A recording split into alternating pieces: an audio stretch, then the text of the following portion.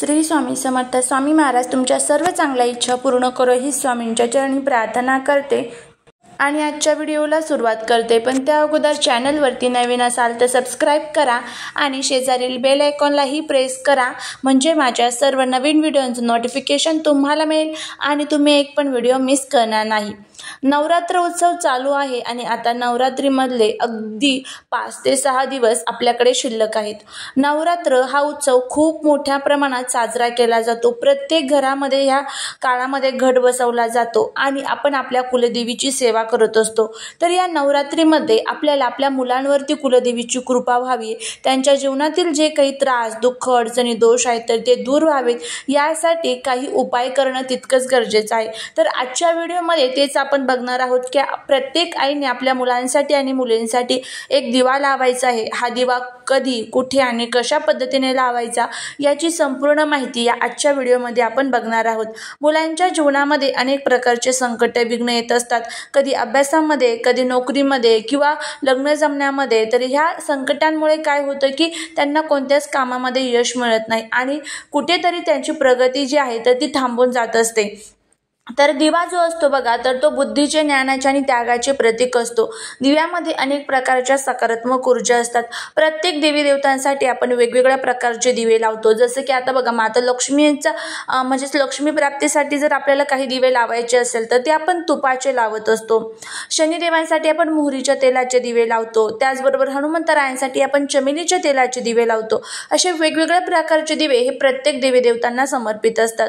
तर या नवरात्रीमध्ये आपल्या मुलांसाठी सुद्धा एक दिवा लावायचा आहे. दिव्याचा जो प्रकाश आहे तर तोही प्रकाश आपल्या मुलांच्या, मुलींच्या जीवनामध्ये पडावा.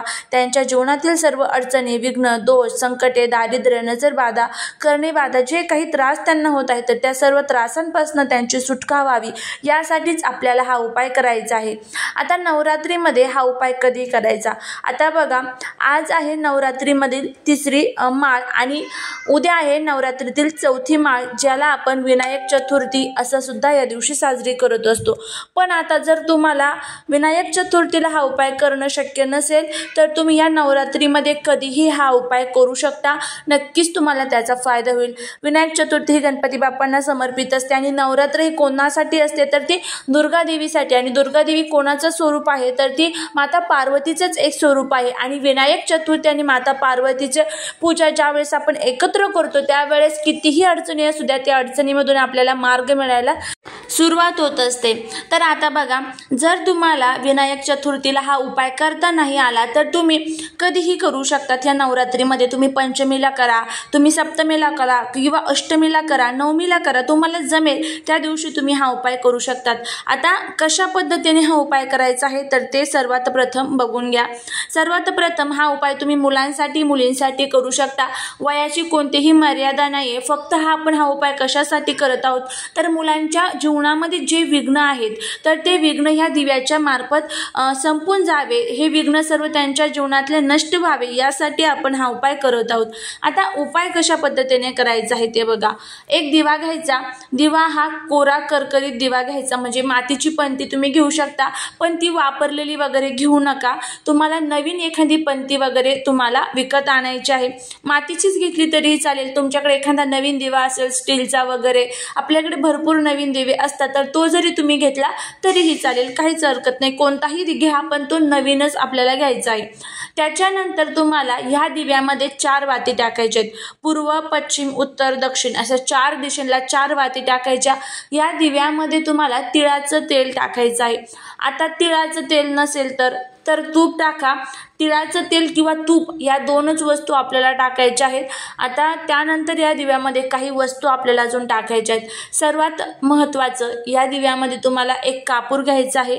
थोडेसे 11 अक्षता जे अखंड तांदूळ असतात तर त्या घ्यायच्या आहेत आणि तुम्हाला काळी मिरी 11. तर ह्या ज्या 3 वस्तू आहेत तर त्या तुम्हाला तुमच्या हातात घ्यायच्या आहेत. त्यानंतर सर्वात प्रथम मुलांना तुम्हाला जमिनीवरती बसवायचं आहे. ह्या सर्व वस्तू त्या दिव्यामध्ये टाकायच्या आहेत आणि मुलांच्या डोक्याकडनं पायाकडे हा दिवा तुम्हाला 7 वेळेस ओवाळायचा आहे.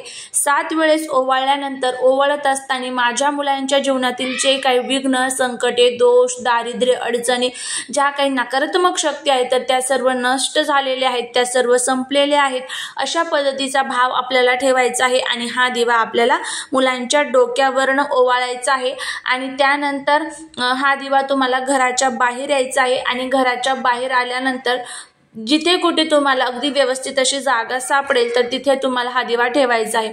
दिवा ठेवत असताना तो कमीत कमी एखाद्या तांदळावरती किंवा फुलांच्या पाकळ्यांवरती ठेवायचा, तो डायरेक्ट जमिनीवरती ठेवायचा नाही, कारण आपण जी काही सेवा केलेली असते तर ती मग धरणी मातेला समर्पित होत असते।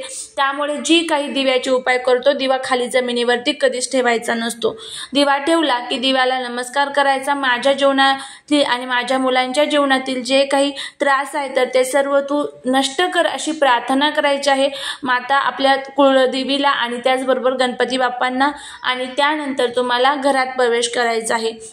आता हा उपाय करत असताना एक गोष्ट लक्षात ठेवायची, कोणत्याही प्रकारचा उपाय ज्या वेळेस आपण करतो त्यावरती श्रद्धा असणं, विश्वास असणं तितकंच महत्त्वाचं आहे।